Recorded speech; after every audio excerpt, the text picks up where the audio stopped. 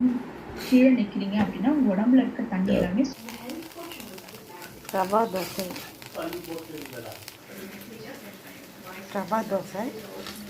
ரவா தோசைக்கு ரவை ஒரு டம்ளர் எடுத்து நல்லா தண்ணி ஊற்றி கலந்துக்குங்க. ஒரு டம்ளருக்கு 3 டம்ளர் தண்ணி ஊற்றணும்.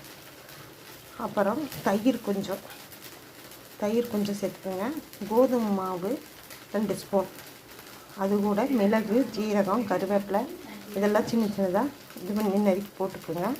மிளகு கொட்டி போட்டுக்குங்க. என்னோடய சேனலை மறக்காமல் சப்ஸ்கிரைப் பண்ணுங்கள்.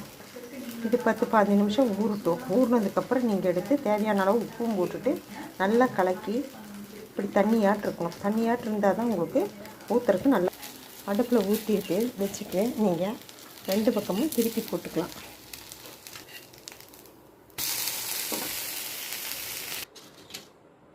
ஒவ்வொரு தடவை ஊற்றும் போதும் நீங்கள் இப்படி கலக்கித்தான் ஊற்றணும்.